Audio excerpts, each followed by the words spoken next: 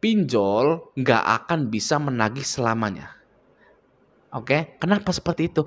Karena ada laporan keuangan yang harus disetorkan ke OJK.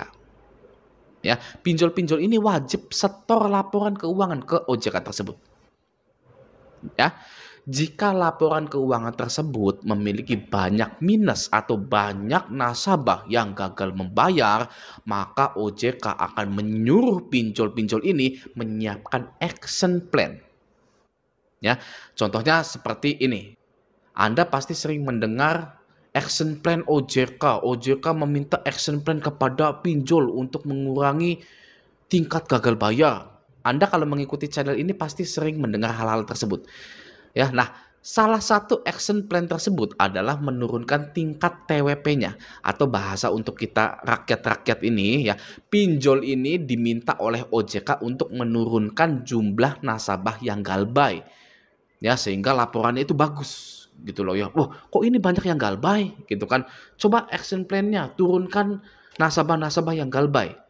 Bagaimana caranya? Ya dengan penghapusan hutang-hutang para nasabahnya gitu ya. Hutang-hutang Anda itu dihapusin gitu loh ya, biar laporan ke OJK-nya itu wah ya bagus ini ya.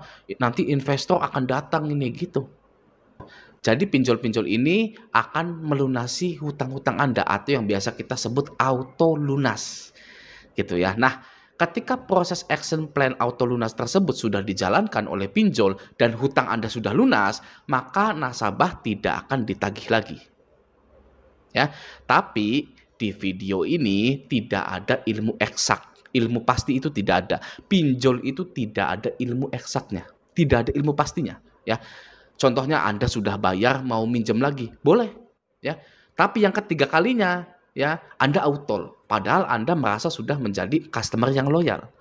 Ya, ada lagi yang sudah ditolak 10 kali ya selama 1 tahun, tiba-tiba yang ke-11 di ACC. Ya, jadi tidak ada ilmu eksak di dalam pinjol. Yang ada hanyalah logika karena sebab akibat. Ya, sebabnya banyak yang galbay, maka laporan keuangan pinjol jelek. Kalau banyak yang galbay, OJK minta action plan kepada pinjol itu. Ya, akibatnya dari tuntutan OJK itu, pinjol mengauto lunaskan hutang-hutang Anda sehingga Anda tidak lagi ditagih. Gitu. Oke ya. Nah, sepengalaman saya ketika saya sudah galbay itu minggu pertama pastinya seperti artis dadakan. Ya, banyak yang nge-WA, banyak yang nelpon gitu loh. Wah, seperti artis gitu ya. Lalu mulai berkurang di 1 bulan pertama. Ya, setelah 1 bulan gitu ya, itu berkurang. Oke, di bulan kedua tambah mengurang lagi intensitasnya. Ya, dan di bulan ketiga sudah mulai sepi, walaupun hanya ada 1, 2, 3 gitu ya. Dan setelah saya galbay pinjol selama kurang lebih 2-3 tahun ini ya, semua pinjol yang saya galbaykan itu benar-benar berhenti menagih setelah 1 tahun. Ya, saya sudah galbay pinjol antara 2-3 tahun. Tapi semua pinjol yang saya galbaykan itu benar-benar berhenti menagih setelah 1 tahun galbay. Itu yang saya alami gitu loh ya, dan banyak juga yang seperti itu. Nah, ada satu pinjol yang menagih ke saya bulan lalu melalui WA. Ya, tapi pinjol tersebut sudah tidak ada dan juga sudah bangkrut pinjol itu. Karena sudah bangkrut tapi masih menagih, tidak saya anggap. Ya, tidak saya anggap sebagai penagihan. Malah saya klaim itu sebagai penipuan karena sudah bangkrut, ya masih menagih. Bisa saja DC itu yang dulunya kerja di perusahaan penagihan tapi sudah resign dan masih megang data-data yang pernah dia tagih dulunya gitu. Entah di HP-nya, entah di kertas tumpukan yang ada di tasnya dia nemu gitu loh ya.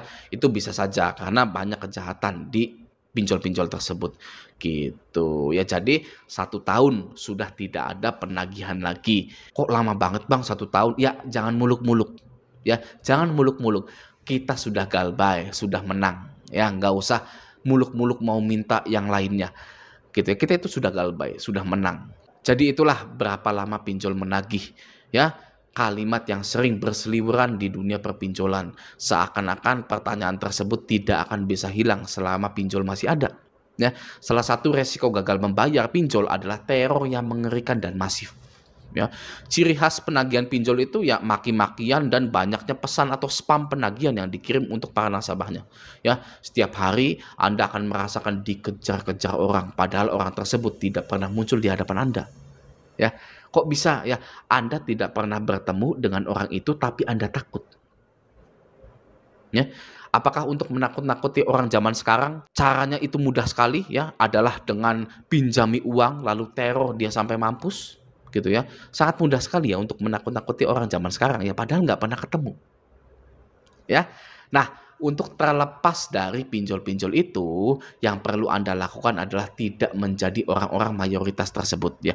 Jika mayoritas orang takut dengan DC pinjol, maka jadilah minoritas para pemberani. Wes, ya bagus ya kalimatnya ya. Jika mayoritas orang takut dengan DC pinjol, banyak yang takut dengan pinjol, ya atau DC pinjol gitu ya, maka jadilah minoritas para pemberani. Ya, sekali ini saja dalam hidup Anda ya dengan tujuan untuk menyelamatkan diri Anda. Oke, jika mayoritas orang bela-belain pinjolnya, maka Anda stop pinjol Anda untuk menyelamatkan diri Anda. Ya, jika orang lain mengakhiri hidupnya karena sudah buntu dengan tagihan pinjol, maka Anda lanjutkan hidup Anda dan galbaikan pinjol-pinjol Anda. Wah. Ya, jangan ikutin mayoritas ya. Anda itu harus sesekali menjadi minoritas dengan tujuan yang baik untuk menyelamatkan ya diri Anda. Oke, Anda dibesarkan oleh orang tua Anda, dihidupkan oleh orang tua Anda. Kelak Anda itu harapannya, ya harapan orang tua Anda itu bisa membantu orang tua Anda. Ya, ini malah mematikan dirinya, bunuh diri hanya karena pinjol. Kurang ajar. Ya, saya mohon maaf sebenarnya bilang seperti ini ya. Tapi sudah diberi makan agar hidup, diberi pendidikan agar bisa hidup, malah mati bunuh diri karena pinjol. Ya, pinjol itu apa pernah nyebokin Anda? Ya, apa pernah pinjol itu nyuapin Anda makanan, ngasih pendidikan? Ya, ini dimarahin sama orang tua ngelawan, tapi dimarahin sama orang dari antah berantah seperti pinjol malah ketakutan, malah nyerah, mengakhiri hidupnya. Waduh, kurang ajar sebenarnya. Ya tidak worth it. Gitu loh ya, saya bisa bilang begini karena saya itu berpengalaman dalam gagal bayar di pinjol, tidak asal ngomong sebenarnya. Ya, itu tidak worth it sama sekali hal-hal seperti itu ya. Pinjol itu wajib digalbay. Ya pinjol itu enak digalbay.